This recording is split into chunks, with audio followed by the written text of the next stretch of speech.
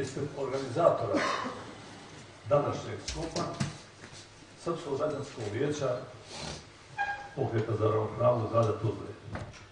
Svima vama želimo srećnu i uspješnu tekuću već 2016. godinu uz dobro zdravlje vama i vašim porodicama. Zahvaljujem vam se na odzivu. Vaše prisustvo govori o zainteresovanosti i poštivanju ličnosti Rahmetli Muhamed Ševket Efendije Muftije Kurta. Srpsko građansko vijeće Pokret za ravnopravnost Tuzla je osnovano 24. marta 1994. godine. Dok su još uveliko trajala ratna stradanja na području Tuzle i u Bosni i Hercegovini, uništavanje infrastrukture, pljačka, masovna ubistva, progoni, nedužnog stanovništva, divljanje nacionalističkih hordi koji su započele rat. Formiranje Srpskog građanskog vijeća Pokreta za ravnopravnost u Tuzli je bio odgovor na sva ova dešavanja koja su prijetila potpunom uništenju Bosne i Hercegovine. Istovremeno, ovakvi potezi su i pokušaj jednog načina otpora agresiji. Grupa patriota građana srpske nacionalnosti zajedno sa jednom grupom građana drugih nacionalnosti u Tuzli formirali su Srpsko građansko vijeće Pokret za ravnopravnost Tuzla i formulisali programske ciljeve. Programski ciljevi su bili sljedeći: bezuslovni prekid ratnih dejstava, trajan i pravedan mir, ravnopravan i zajednički život u suverenoj i cjelovitoj Republici Bosni i Hercegovini zasnovanoj na demokratskim parlamentarnom sistemu, puna zaštita ljudskih i građanskih prava, povratak svih programi izbjegli na svoja prijeratna mjesta stanovanja i življenja. Neki od ovih ciljeva su djelomično ostvareni, a na nekima Srpsko građansko vijeće Pokret za ravnopravnost i dalje istrajava. Grad Tuzla, koja u kontinuitetu skoro pa od svog nastanka njeguje i čuva svoju tradiciju antifašizma, zajedništva naroda koji u njoj žive, tolerancije i poštovanja drugoga, bez obzira na vjersko opredjeljenje i nacionalno porijeklo, je već poznata kao takva u Bosni i Hercegovini pa i šire. Ovakav način življenja Srpsko građansko vijeće Pokret za ravnopravnost u potpunosti podržava i razvija. Isti trebamo njegovati i prenositi i na buduće generacije. U takvom tuzlanskom životnom ambijentu, a u skladu sa svojim programom rada, sasvim je logično da se Srpsko građansko vijeće Pokret za ravnopravnost prihvatilo obilježavanja i sjećanja na velikog humanistu, borca za ljudska prava i prijateljstva među narodima, vjerama i nacijama, eruditu, odvažnog i hrabrog čovjeka koji se nije libio da u najtežim vremenima uz realnu opasnost da stavi na kocku i svoj vlastiti život kako bi zaštitio svoje sugrađane srpskog porijekla. Ovaj jedinstven primjer na našim prostorima ljudske hrabrosti i odvažnosti nije se slučajno desio u Tuzli. Zbog toga Srpsko građansko vijeće Pokret za ravnopravnost prema Muftiji Kurtu osjeća stalno poštovanje, dug i zahvalnost. Ovo tim prije, jer pojedinci oko Bosne i Hercegovine, pa i u samoj Bosni i Hercegovini, ne prestaju da prizivaju duhove prošlosti, kujući neke svoje planove o budućnosti Bosne i Hercegovine. Zato neka nam primjer Muftije Kurta posluži kao nauk kako se treba zajedno živjeti, pomagati i u najtežim vremenima poštovati i uvažavati u zajedničkom interesu i interesu naše Bosne i Hercegovine u kojoj živimo.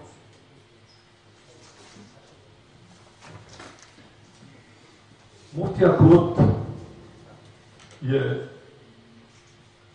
prilikom svoje smrti, naime umro 23. juna 1963. godine, imao toliki utjecaj da je na njegovu dženazu, kako se kaže u nekim tekstovima, na veliku dženazu, došlo preko 10.000 građana Tuzle, svih nacionalnosti, da su došli i jedan broj političara iz Sarajeva, jedan broj društveni i drugi radnika. Na takvoj dženazi, između ostalih, govorio je i od njega se opraštao i Prota Jovanović, tuzlanski Prota, Đorđe Jovanović, koji je tom prilikom između ostalog rekao: ovo tvoje djelo činite članom najviše zajednice, a to je sveljudska, svečovečanska zajednica, čiji su članovi kroz istoriju bili samo veliki genijalni ljudi. U tvom djelu spasavanja ljudi nije bilo samo tvoje široko čovjeko ljudsko posmatranje svijeta, nego velika, duboka spoznaja da na ovom tlu, u ovom gradu, živi narod jednog jezika, jedne krvi, jednih predaka, krošnja velikog stabla, a da opstanak budućnosti, napredak i veličina toga naroda leži u njegovom bratstvu i ljubavi. Prema predviđenom programu, ja bih zamolio Fatmira da govori i održi čas praktično istorije sjećajući se muftije Kurta.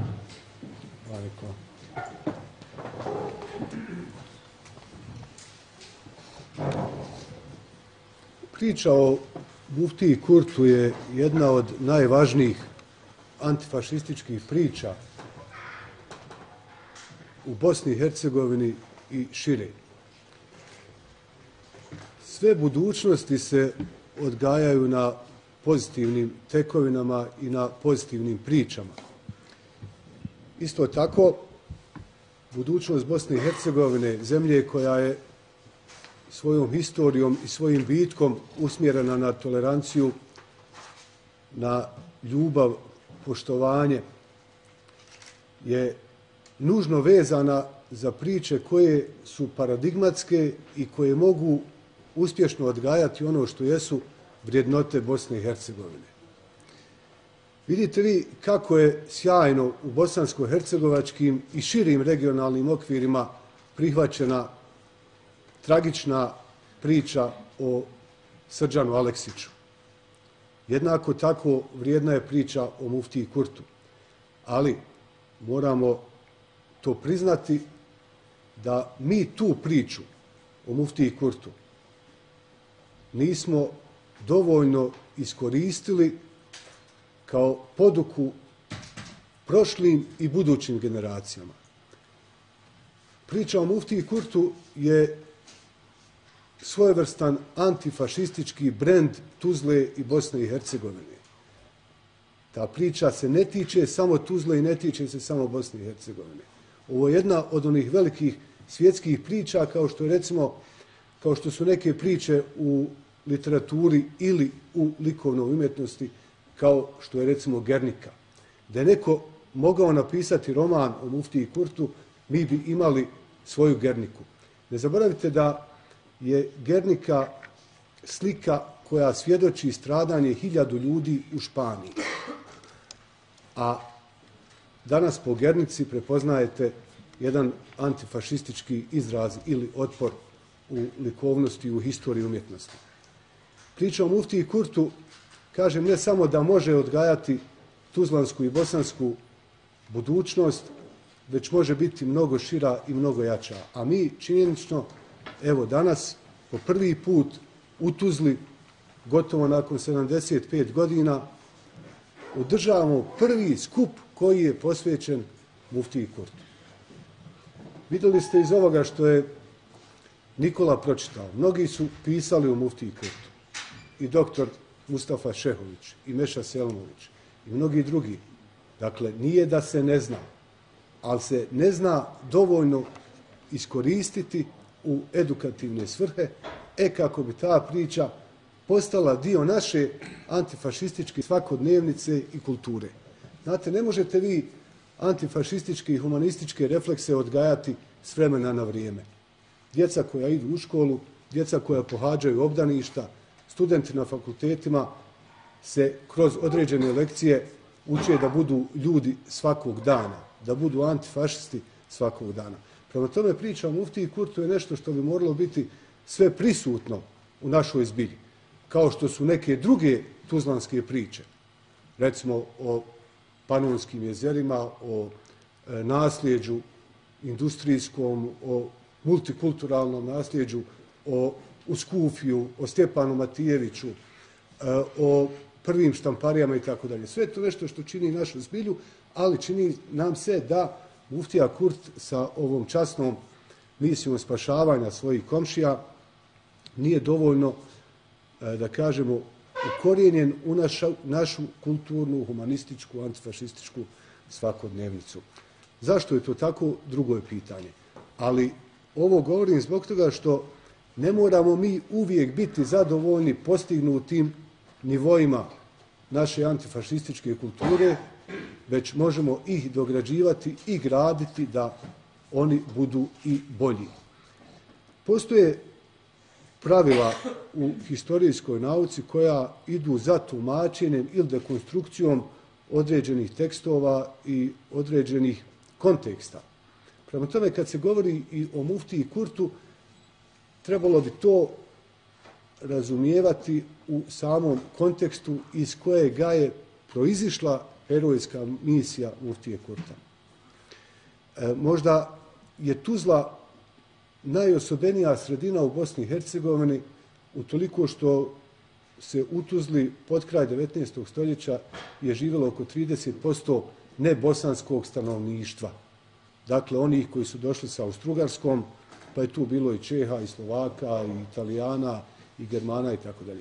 I taj duh multikulturalizma je u Tuzli bio u nekoj vrsti našeg kulturnog, običajnog svakodnevlja, pa ma kakva ekstremistička ideja u Tuzli nije mogla naći svoje plodno tle. Tako i ono što se događalo s početka 1941. godine je u Tuzli probudilo neke reflekse koji su baštinjeni na tradiciji zajedničkog života i tolerancije, a koji jednostavno nisu mogli prihvatiti ono što je sa sobom nosila nezavisna država Hrvatska kao svojevrsna fašistička tvorevina. Ja ću ovo što ću govoriti kroz 3 bloka. Jedan je da malo razumijemo tu atmosferu i da vam predstavim tu atmosferu kakva je u Tuzli vladala 1941. i 1942. godine. Druga je da pokušamo reakciju muftije Kurta, tako da kažem, stacionirati ili staviti u kontekst onoga što se dešavalo unutar bošnjačke zajednice, posebno muslimanske zajednice.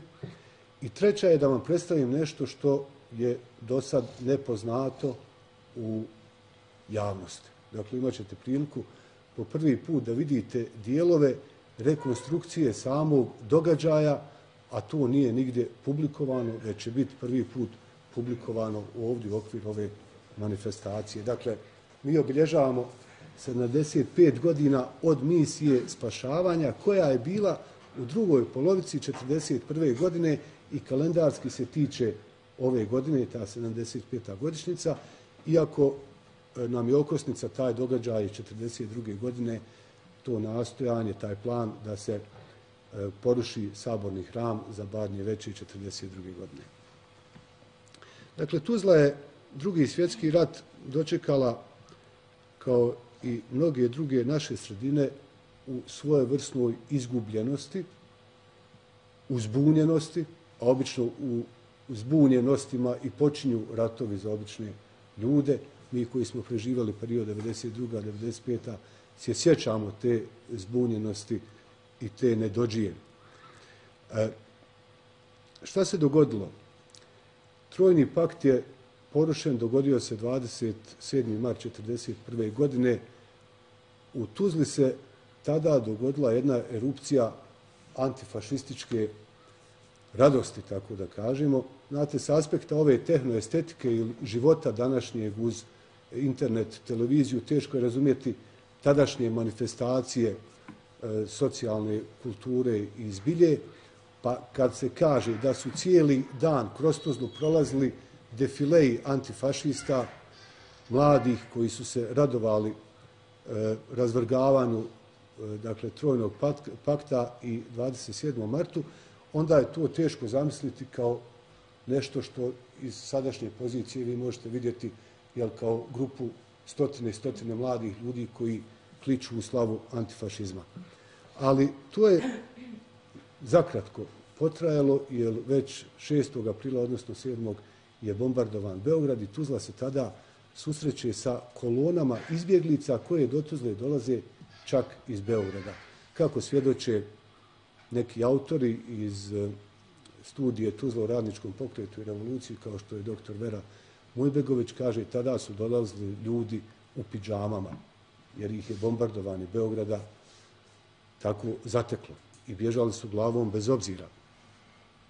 Neće proći puno, a osniva se Pavelićeva, uspostavlja se nezavisna država Hrvatska 10. aprila, što među Tuzlacima postavlja zebnju i pitanje da li će Bosna, da li će Tuzla potpasti pod nezavisnu državu Hrvatsku. I Nijemci u Tuzlu ulaze 15. aprila i potom se sve drastično mijenja. I sad da ne ponavljam one stranice koje su nam poznate iz historije o kvislinškoj službi Pavelićeve Hrvatske, o rasističkim zakonima, ali treba kazati da je Tuzla sa zebnjom dočekala sve ono što je došlo sa nezavisnom državom Hrvatskom i oni koji su svjedočili taj period u svojim tekstovima kažu da, i to treba podcrtati, da tuzlanski Hrvati i katolici nisu bili ti koji su pružili ruku nezavisnoj državi Hrvatskoj, da su oni koji su došli sa uspostavom tog režima uglavnom bili dominantno ljudi sa strane i oni koji su činili zla i zlodjela u Tuzli u tom periodu su bili ljudi sa strane. Valja i to kazati da ovaj dio tuzlanske povijesti je ipak zaklonjen nekim velom tame i nije otkriven i nije osvijetljen u dovoljnoj mjeri. Mi mnogo govorimo o 2. oktobru, o prvom oslobođenju Tuzle, malo govorimo o nekim negativnim efektima i pojavama, govorimo o 2. oslobođenju Tuzle 17. septembra 1944. ali ne govorimo o tome kako je Tuzla živjela u vrijeme okupacije. Nemamo neku cjelovitu studiju o tome, nemamo neku izložbu koja bi sve te stvari posložila. A u to vrijeme se u Tuzli ipak događaju strašna kršenja ljudskih prava, događaju se ubijstva, događa se erupcija fašizma i fašističke svijesti i događa se svojevrsna akumulacija otpora i prkosa kroz tajni, ilegalni antifašistički pokret koji svoje pobornike ima u pripadnicima sva 3 naroda, to je činjenica i to ne može niko negirati. Na kraju krajeva i kad pogledate, aj tako da kažemo, valja tako kazati, nacionalnu strukturu onih koji je ubijao taj fašistički režim, to su bili i Bošnjaci, i Srbi, i Hrvati, i Jevreji. Na kraju krajeva, evo i taj podatak da prva žrtva nezavisne države Hrvatske u Tuzli je bio Jevrej, koji je streljan u Štoku. Kao što je prva žrtva u prvom pogromu nad Srbima u maju 1941. godine bio Bošnjak, Joldić neki, a tadašnja uprava se prvo obračunala sa onima koji su bili pobornici Kraljevine Jugoslavije, sa grupom Srba, među kojima je bilo i više uglednih lica, doktora, arhitekata i tako dalje, ali je ubijen i taj Joldić zbog toga što se znalo da je simpatizer kralja i kraljevine. I evo kažem nekoliko podataka još da preletimo kroz ovu faktografiju. Dakle, u maju je uhapšena i u logor odvedena prva grupa Srba, a druga grupa je likvidirana na putu prema Majevici. Potom se događa čitav niz bitnih događaja koji govore o destrukciji i destruktivnosti tog fašističkog režima nezavisne države Hrvatske, koja je nastojala sve to vrijeme, i to je onaj važni moment, da Bošnjake prikaže kao hrvatsko cvijeće i da Bošnjake uključi, pa makar propagandno da uključi i prikaže kao dio toga što jeste ideologija zločina NDH. A kažem, sve ovo opet je važno razumjeti da bismo znali iz kakve pozicije je djelovao Efendija Kurt. Ovaj Jevrej koji je ubijen, kažem, prva žrtva se zvao Max Reisberg, a kriv je zato što je rekao da će Turska ući u rat protiv Njemačke. A ova prva žrtva, Bošnjak, koji je ubijen od NDH je Ismet Joldić Joldo. Onda se događa 20. maja 1941. godine rušenje sinagoge nakon što je prikazan film Jevrej Zis i tada je razularena masa izašla poslije tog filma antisemitski raspoložena i srušila sinagogu koja je stojala u Tuzli od 1906. godine i vi kao što znate možda neki, u Tuzli se održava jedinstvena manifestacija koju podržava gradska uprava, a to je manifestacija happening slikanje sinagoge. Sigurno je da nigdje u Evropi se ne održava takva kulturna manifestacija da se na dan holokausta okupe tuzlanski slikari i slikaju sinagogu koja ne postoji, koja je srušena i čuvaju je u našem sjećanju. Ubrzo se događa 5. septembra 1941. godine presuda antifašistima Šiljku, Vikiću i Suljetoviću, jer tada već djeluje, dakle u augustu, septembru je uspostavljen Ustaški prijeki sud. I u jesen 1941. je postavljena na kapiji velika karta koja svakodnevno pokazuje napredovanja Hitlerovih trupa. Dakle, govorimo o nečemu što je činilo svakodnevnicu Tuzle. Dakle, ta svakodnevnica je bila fašizirana i bila je sva, dakle, u tom iščekivanju, a kada će se zlo fašizma sručiti u svojoj manifestaciji, u likvidacijama, u pogromu i nad Tuzlom. I onda se događa jedan događaj na Ozrenu kada stradava grupa ustaša. I to je zapravo bio okidač za ovo što će se poslije događati. Stradava grupa ustaša, a za odmazdu se tada traži dolazak predstojnika iz Brčkog Vječeslava Montanija, koji je već u Brčkom porušio pravoslavnu crkvu i organizirao i nadgledao ubijanje Srba i Jevreja i bacanje njihovih tijela s mosta u Savu. I tada se po prvi put zapravo saznaje za djelovanje tajnog odbora za likvidaciju Srba i Jevreja, dakle u septembru 1941. godine, zato mi govorimo o 75 godina otpora u ovoj kalendarskoj godini, koji dakle planiraju da vrše masovne likvidacije Srba u Tuzli i da pobiju Srbe prvo u Srpskoj Varoši. Poslije će se saznati za ovaj plan da se minira Srpska pravoslavna crkva za Badnje Veće.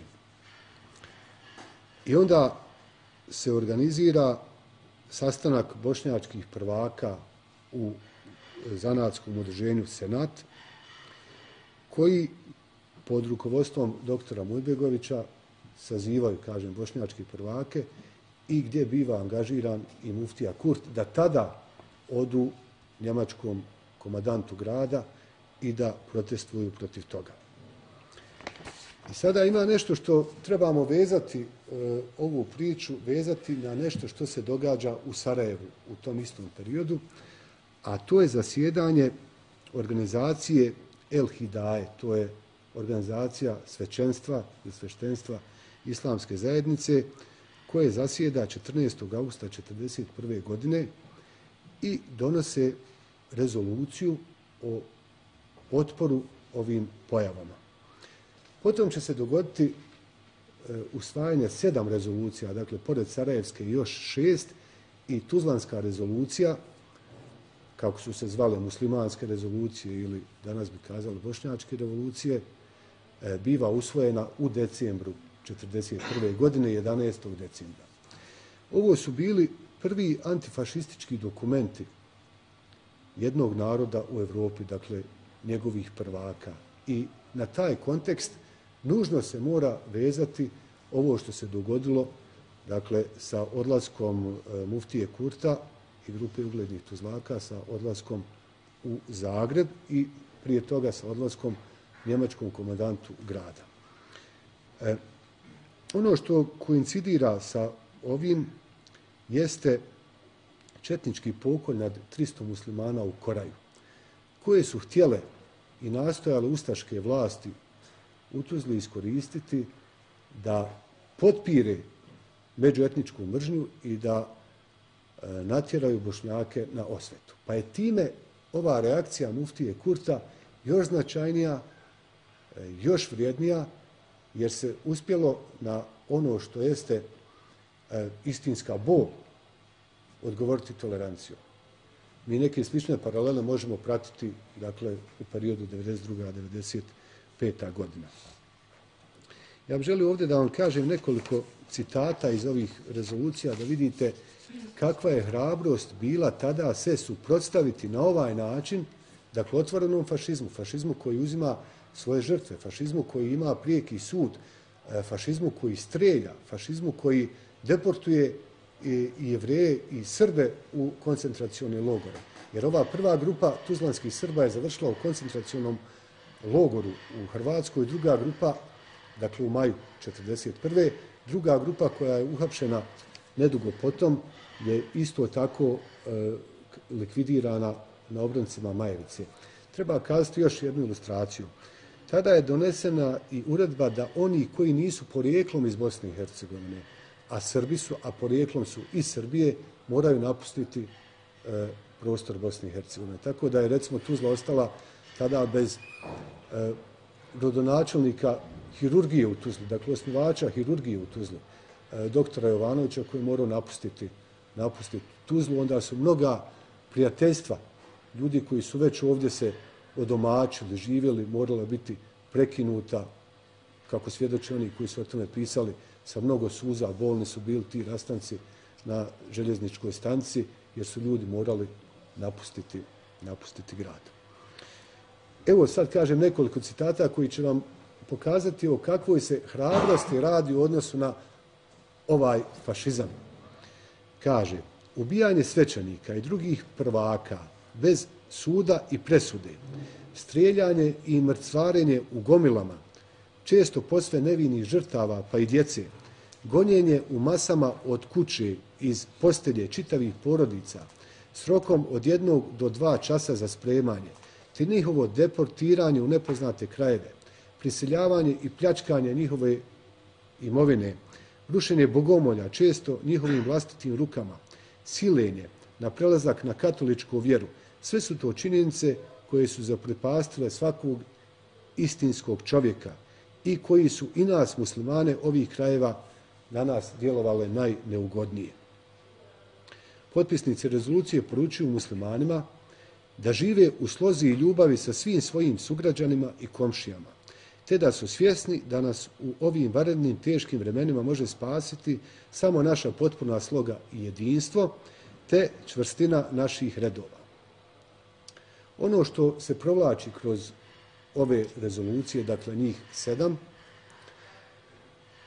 a koje su, kao što kazah, trasirale taj put muftiji Kurtu i grupi tuzlanskih Bošnjaka na otpor, jer ne može se to posmatrati činjenično izvan tog konteksta nije moglo odvojeno ni da se dogodi. Te rezolucije imaju 3 osnovne karakteristike. To je da muslimani, Bošnjaci, osuđuju ustaška ubijanja, pljačke, deportiranje i uopće progone Srba. Nasuprot tome ističu ideju bratstva i dobrog susjedstva tražeći zaštitu za progonjene. Potom, druga karakteristika, ograđuju se od onih muslimana, pojedinaca koji su sudjelovali u zločinima, ujedno ih oštro osuđujući, protestiraju i protiv pokušaja da se na muslimane kao cjelinu svali odgovornost za ustaške zločine. I potom iznose podatke o progonima muslimana, jer poslije će se ispostaviti i kroz neke rezolucije da su muslimani, Bošnjaci, isto tako bili žrtve ustaškog režima, a što recimo govori rezolucija iz Mostara, gdje se tačno govori da je 10 Bošnjaka ubijeno od ustaškog režima. I protiv toga se, kažem, protestira.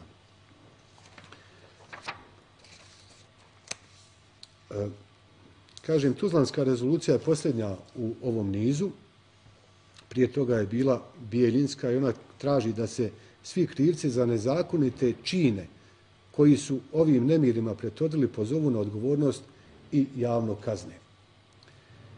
I evo sad zanimljivog jednog citata, vrlo je znakovito to znati, jer i o tome je pisao svojevremeno i Adil Zulfikar Pašić, da su mnogi zločini četnika nad Bošnjacima inicirani, proizvedeni time što su ustaške postrojbe sa fesovima na glavama vršile zločin nad Srbima. I evo pogledajte kako to se u jednoj rezoluciji kaže. Mi znamo dosta primjera gdje su ustaše pristupile klanju hrišćana pod fesovima na glavi. To je bilo u Bosanskom Novom, gdje su 4 kolone ustaša došli iz Prijeka s fesovima, udružili se s muslimanskim ološem i izvršili klanje hrišćana u masama. Isto se desilo i u Bosanskoj Kostajnici, gdje je na isti način i za jedan dan poklano 826 hrišćana. I u Kulen Vakufu se to isto radilo i tu se naročito istakao Miroslav Matijević, ustaša iz Vrtoča. Tu je poklano oko 950 hrišćana, što je dalo povoda za osvetu četnika od 6. rujna, kada je Kulen Vakuf zapaljen i gdje je platilo glavom 1365 muslimana, ljudi, žena i djece. Sve ovo dakle govori o jednom brzinom kolu gdje je teško bilo biti na ispravnom putu ukoliko se ne držite onih univerzalnih uzusa i vrijednosti svake vjere. A sve što se poslije događalo ukazuje upravo na to da je muftija Kurti sa grupom Bošnjaka i da su rezolucije Hidaje bile potpuno na tom tragu i pokazalo se da je to bio jedini ispravni put. Jer evo šta se poslije događa, a to je potkraj 1941. godine, dakle upravo kada će uslijediti ovi događaji, da Pokrajinski komitet Komunističke partije Jugoslavije za Bosnu i Hercegovinu s kraja 1941. godine upućuje svim poštenim i rodoljubivim muslimanima Bosne i Hercegovine proglas u kome kaže sljedeće. Za zločine i grijehe muslimanskih izroda koji su se prodali ustašama plaća i nedužan muslimanski živalj. Pored svih nastojanja ljudi koji su svjesni da za izrode i njihova zlodjela nije kriv svaki musliman, žrtava će biti svaki dan sve više ako čestiti muslimani Bosne i Hercegovine budu i dalje skrštenih ruku posmatrali borbu koja se sve više širi. Rezolucije su bile vidan znak političkog buđenja muslimana, pa je njihova pojava predskazivala, kaže se poslije u ovom istraživanju, potpuni slom Pavelićevih planova za muslimane. Vidite sad, Bošnjaci su zbunjeno dočekali početak, dakle 1941. godine, dok se neke stvari nisu potpuno očitovale kao zločinačke. Ali to što je zrilo i što se akumuliralo kao svijest o upućivanju na dobro i odvraćanju od zla je u punoj hrabrosti, u punom kapacitetu, dakle, hrabrosti i opredjeljenja, promovirano i prikazano sa ovim rezolucijama Hidaje, koji su obavezivali sve Bošnjake da slijede svoje prvake. Dakle, 7 rezolucija, među kojima i Tuzlanska, uz ipak koordinirano djelovanje sa onim što je bio jedini ispravan put svim narodima u Bosni i Hercegovini, naravno i Bošnjacima, a to je da se priključe antifašističkoj borbi. I upravo taj moment u kome Bošnjaci se opredjeljuju za antifašističku borbu, ne da skrštenih ruku sjede i čekaju rasplet događaja, već da daju svoj doprinos antifašizmu, je bio ključni moment zahvaljujući kojemu je muftija Kurt po odlasku u Zagreb mogao spriječiti zločin nad Srbima u Tuzli. Jer se time onda ruši sa odlaskom Bošnjaka, dakle dominantnim, većinskim, u kritičnoj masi odlaskom Bošnjaka u antifašističke i partizanske redove, a ne zaboravite da je postojala i 16. muslimanska brigada i mnoge druge jedinice sa muslimanskim predznakom, se dakle ruši predstava Pavelićevog režima o hrvatskom cvijeću. Dakle, nema više hrvatskog cvijeća. Hrvatsko cvijeće napustilo ideju NDH i neće pasivno da posmatra to što se događa, hoće da po cijenu svoga života i žrtava štiti zajedništvo, štiti bratstvo i toleranciju i uključuje se masovno u antifašistički pokret. Evo, baš prije neki dan je Muhamed Filipović napisao jednu storiju iz Banja Luke iz 1944. godine, kada je, kaže, 14.000 Bošnjaka otišlo iz Banja Luke u antifašistički pokret, priključilo se partizanima i čime je zapravo teza o hrvatskom cvijeću i o tom jedinstvu hrvatskog i muslimanskog naroda porušena. Zapravo postala neodrživa. I na tom talasu je uspio, kaže muftija Kurt, sa grupom uglednih Tuzlaka da zaustavi ono što je bilo planirano, dakle nekoliko mjeseci, uključujući i taj zločin za Badnje Veće 1942. godine. Sad ću vam predstaviti nešto što javnost nije imala priliku da vidi, da čuje, da sazna, a to je autentična rekonstrukcija događaja odlaska, dakle, tuzlanske delegacije u Zagreb. Autentična utoliko što je zapisana po svjedočenjima onih koji su bili, dakle, učesnici ovog historijskog događaja i kako u ovakvim pričama uvijek ima malo misterije, valja dodati da i ova priča koju sam ja kopirao ima jednu misterioznu auru, jer dolazi od jedne Jevrejke koja se zove Ija Koluh Bahev. A riječ je o djevojčici koja je iskočila iz kolone Jevreja koji su bili deportovani iz Tuzle i sakrila se u Mejdan u bošnjačku mahalu. Nju su bošnjačke žene obukle u dimije, stavili joj maramu i ona je tu jedno vrijeme živjela dok nije povezana sa partizanskim pokretom i dok se nije priključila partizanima. Evo ovdje taj jedan citat iz tog dokumenta, pa ću vam poslije predstaviti nekoliko najautentičnijih dijelova ovog zapisa. Kaže, ovu dramu je napisala jedna Jevrejka koja je živjela vjerovatno u Lukavcu i Puračiću, kada je duga kolona sa koferima i dekama noseći djecu i starce našla ispod Mejdana, kraj bivšeg željeznog mosta, to je most pored Čačira, naletila je manevarka lokomotiva i vrisnula. Svi pa i ustaše koje su pratile dugu i tužnu jevrejsku kolonu okrenuli su glave prema lokomotivi. U tom trenutku jedna jevrejska djevojčica je samo iskočila iz kolone i na tren se našla u jednoj od kuća na Mejdanu, bila je spašena.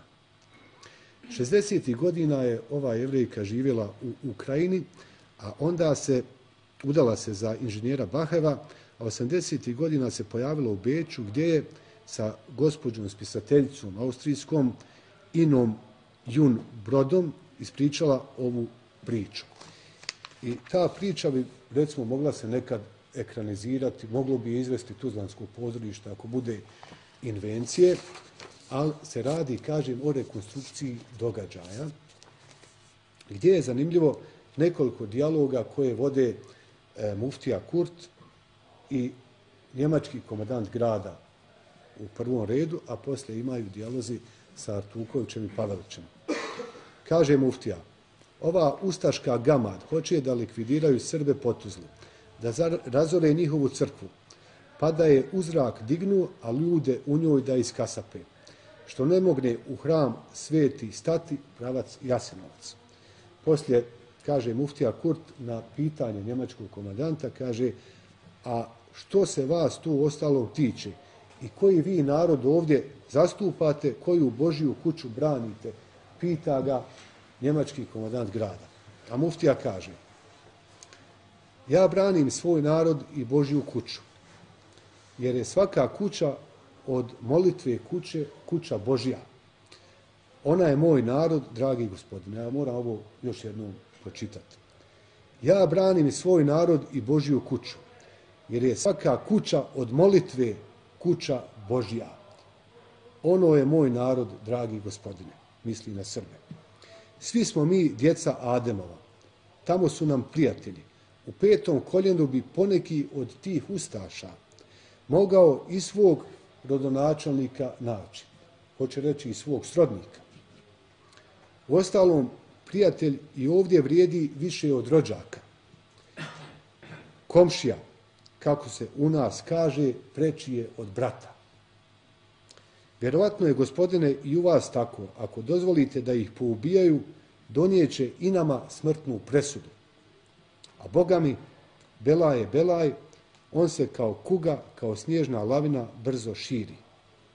I dalje sad kaže muftija, jer ako budete dozvolili da likvidiraju goloruki nevin narod, naše prijatelje i komšije, sručit će se s naših planina, lavina i vihor ljudski, a onda će sve biti livada i eventualno trava iznad naših glava. Potom ima scena razgovora sa Artukovićem. U nekim svjedočenjima u ovoj zborniku Tuzla o radničkom pokretu i revoluciji piše da je Artuković potegao pištolj na ovu delegaciju iz Tuzle i da su se oni, muftija Kurt i ostali, hrabro držali. A evo da znate ko je bio u delegaciji. Dakle, Hasanaga Pašić, gradonačelnik Tuzle, Abdurrahman Pašić, kadija, njegov sin, Pašaga Pašić, ugledni trgovac, Nurija Pašić, posjednik, na čelu sa muftijom. I, kažem, to isto svjedočenje imaju u ovoj drami, što znači da su autentični događaji, da ovo što je ispripovijedano ovoj spisateljici u Austriji jeste nešto što je svjedočeno iz prve ruke. I evo sad razgovora sa Antom Pavelićem. Kaže njemu Pavelić, poglavnik, ali stvarno, gospodine, vi ste bivši predstojnik, šta se vi u današnju politiku petljate? Ovo kaže Hasanagi, a muftija kaže. On, efendum, bivši gradonačelnik, a ja bivši sadašnji muftija. A ono što se u nas sprema, to je sutrašnji, to je onda vječiti belaj, vatra i nesreća. Nije to nikakva politika, a ako jeste, nikakva je opet. Jedna zemlja, a 100 gospodara. Do jučer smo se mi po Bosni pa i u Tuzli svi hvatali u jedno kolo. I naši dragi fratri, ujaci i pravoslavni sveštenici i moji imami. Kako oni, tako i narodi. To je svijet od milja trojčinom zvao. Ovo naše trojstvo u Bogu, u ljubavi, u ljudstvu, ni turska carevina nije mogla razoriti, a kamoli austrijska i ova danas. Kaže njemu poglavnik, mi ćemo ga razoriti. A kaže njemu muftija, Boga mi, gospodine poglavniče, neće to ići tako, ani lahko. Kolan kad puca, ne zna s koje će strane i na koga će tovar svaliti. Tako je isto i kod sječe šuma. Nikad se ne zna gdje će pretegnuti. Puna su groblja drvosjeća, a za glavosjeće ne smijem ni reći. Ruke se okrvavile, duša se okrvavila, a krv se oslačila. Kaže poglavnik, ruke ako su se okrvavile, okrvavile su se poganom krvlju.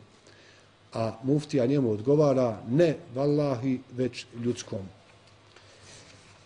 I na kraju još jedna sekvenca vezano za upravo ono što je bio ključni moment, prijetnja da će, kako i historičari tvrde, kako i autori u knjizi Tuzla u radničkom pokretu i revoluciji tvrde da je muftija zaprijetio da ukoliko dođe do zločina nad Srbima, da će Bošnjaci masovno, dakle ne malo, nego masovno, napustiti Tuzlu i priključiti se partizanima, a što se poslije događalo za vrijeme prvog oslobođenja Tuzle, da su veliki broj Bošnjaka tada priključio se partizanskim jedinicama.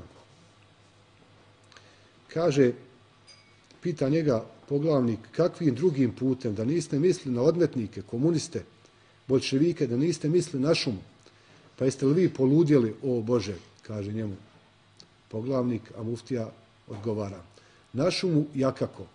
Na Bosnu su i veće sile nadirale, pa ih je efendum ona nadurala, ja odagnala.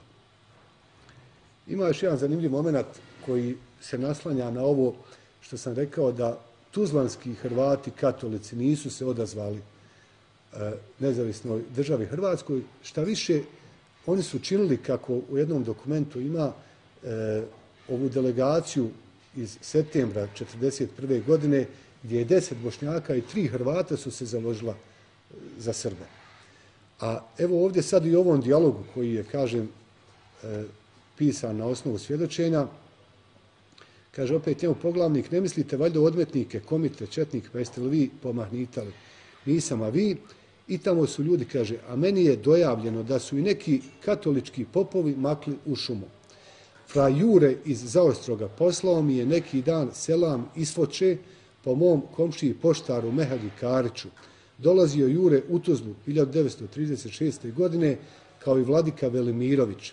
Što su obojica pametno govorili, rekao bi insan da su Srbini Hrvati, jedan od brata, drugi od sestre, tako se izgrliše i izljubiše. Dragi moji, možda bude nekad sreće pa da ovaj igrokaz koji je prvi put ovdje vam predstavljam, bude izveden možda na daskama Narodnog pozorišta Tuzla ili bude insceniran, ali je sasvim sigurno da kroz nekoliko paralela možete vidjeti, kad pogledate to što historiografija je zapisala, to što su svjedoci zapisali, to što su autori u Tuzla i radničkom pokretu i revoluciji zapisali, ovo vidite da se stvari podudaraju. Mislim da smo mi na početku jednog finog puta, a to je da ovu uspomenu stvarno gradimo kao tuzlanski i bosanski antifašistički brend, dakle ono po čemu se prepoznajemo. Uvijek imate u svim velikim pričama nekoliko tačaka koje su svjetionici. Dakle, muftija Kurti, ova priča je jedan od najljepših, najblistavijih svjetionika naše antifašističke povijesti.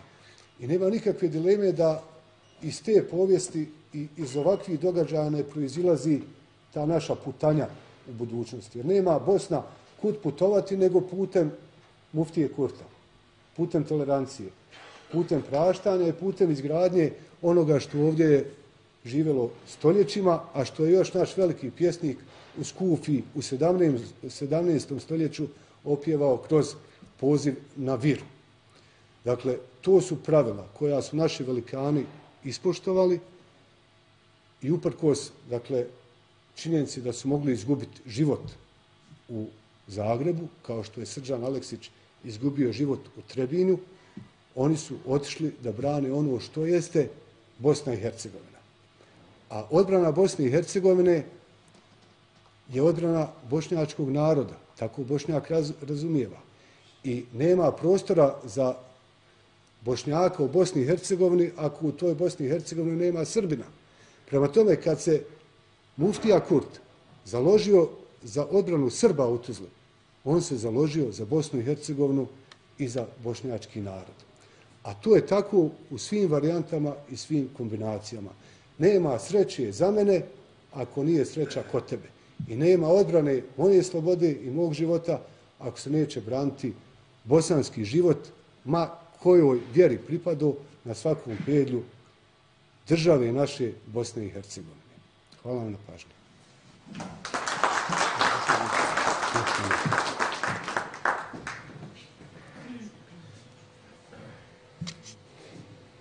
Ja samo mogu da kažem da je Bosna i Hercegovina za nekoga mala zemlja.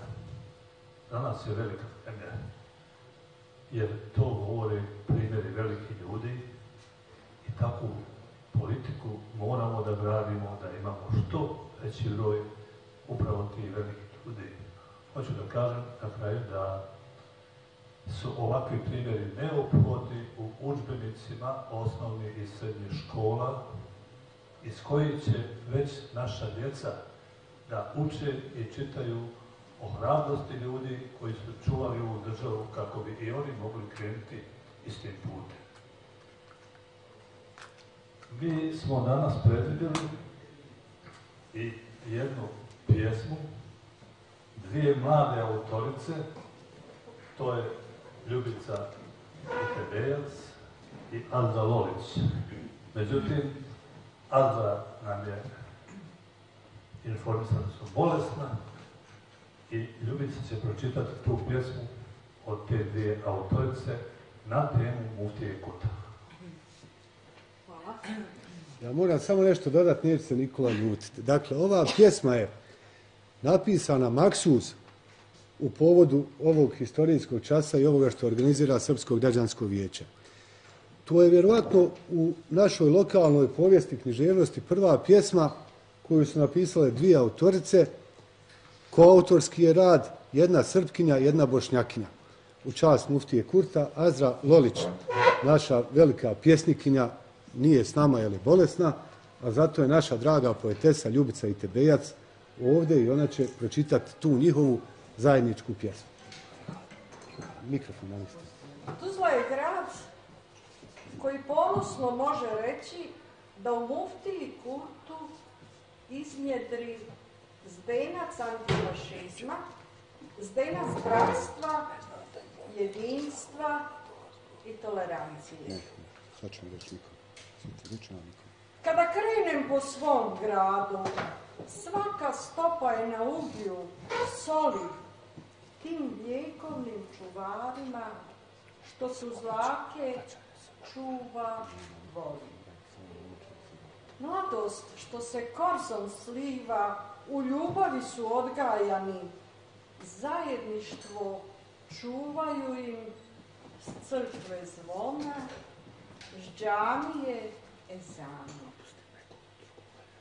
To što Tuzlom čini, baš ta zvona, zove zana, klicu ljudstva sačuva u svjetskom ratu čovjek, melek s našeg mejdana. Ne žaleći glave ni ugleda velika, muftija i još 2-3 uglednika krenu uz Božju pomoć put Zagreba u ulozi pravednika.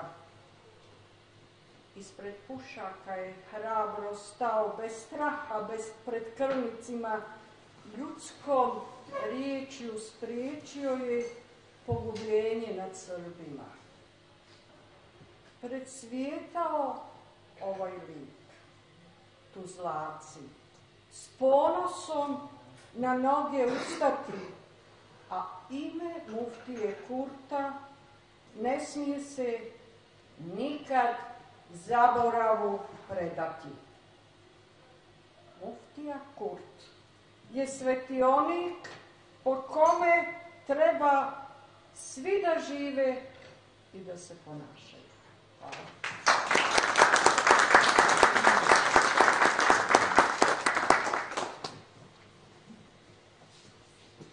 Sljedeći vremenski prostor ostavili smo za mogućnost ako neko od prisutnih želi da se obrati na ovu temu čas. Pa izvolite, ili ćete razmisliti, a dok vi razmišljate, želju je iskazao predsjednik općinskog odbora Srpskog građanskog vijeća Đurić Momčilo. Tražio se.